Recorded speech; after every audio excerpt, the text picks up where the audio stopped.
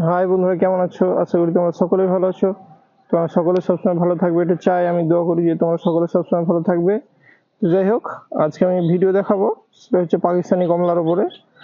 বস্তায় করা হয়েছে, বেশ কিছু ফলন এসছে, খুব খারাপ না।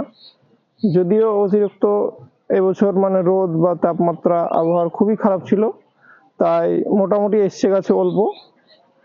আমি দেখাচ্ছি ফলনগুলো কিছু কিছু। এই একটা ছোট ডালে কিন্তু 4টে এসছে, এই দিকে ভেতরে এসছে।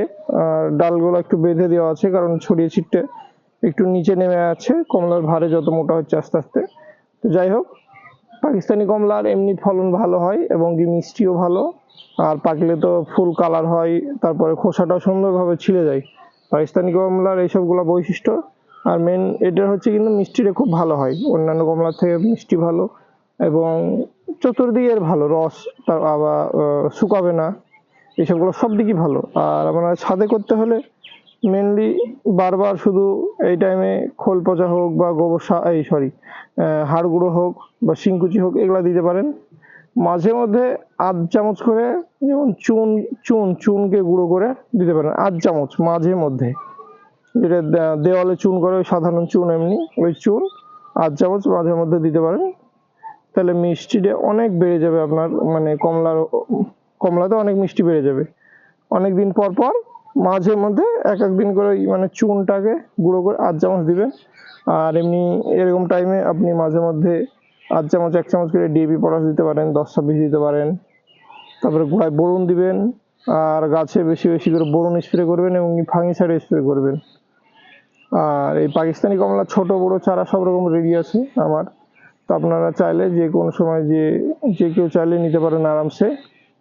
আর ফাঙ্গিসাইডের দিক দিয়ে আমি 2-1টা বলে দিই, খুব ভালো ফাঙ্গিসাইড। অ্যামিস্টার টপ, সাব পাউডার, বিলাইটক্স কপার থেকে শুরু করে এইসবগুলা, যেগুলো ইচ্ছে দিতে পারেন, খুব ভালো কাজ।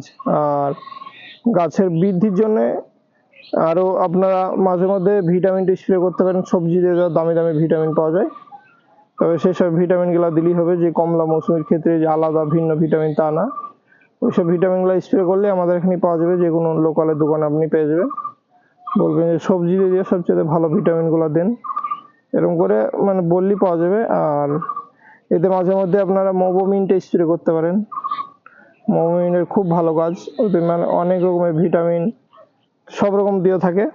তো যাই হোক, আর গাছে মানে পটাশটাও মাঝে মধ্যে দিয়ে চেষ্টা করবেন, তাহলে মিষ্টিটা প্রচুর আকারে বেড়ে যাবে। 1-1 চামচ করে দিবেন, আস্তে আস্তে এখন থেকে দিতে লাগবেন, একদম পাকা অবধি, খুব সুন্দর হবে।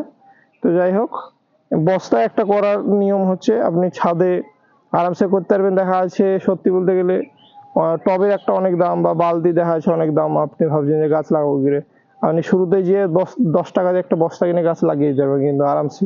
আর এই ডিএপির বস্তাগুলো অনেক শক্ত হয়, মোটামুটি 2 বছর চলে যায়।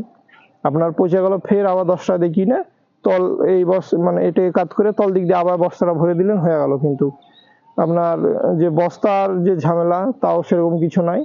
আবার এতে খরচাও কম। দেখা যাচ্ছে একটা গ্রো ব্যাগের দাম 250-300 বা 400 টাকা, এরকম মেলা রকম দাম। তো এখানে 10 টাকা আপনার হয়ে যাচ্ছে, অনেক বছর চলে যাবে। কিন্তু দেখা যাচ্ছে 1-1.5 বছর পর, বা 1 বছরই যাক না কেন, একটা 10 টাকা বস্তা আপনার কিন্তু লাভ আছে। দেখা যাচ্ছে যে আর বস্তাতে এমনি গাছের মানে অক্সিজেন, হাওয়া বাতাস খুব সুন্দর পায়, গাছটা অসাধারণ ভাবে হয়। আর প্লাস্টিকের ঢবে দামে কিন্তু গাছ খুব ভালো হতে চায় না, কারণ অক্সিজেনটা ভালো পায় না। কিন্তু বস্তাতে বা গ্রো ব্যাগে এইসবগুলা কিন্তু গাছ ভালো হয়। তো যাই হোক, আমি ভিডিও খুব বেশি বড় করছি না, ভিডিওটা শেষ করছি। নেক্সট ভিডিওতে আবার আসছি।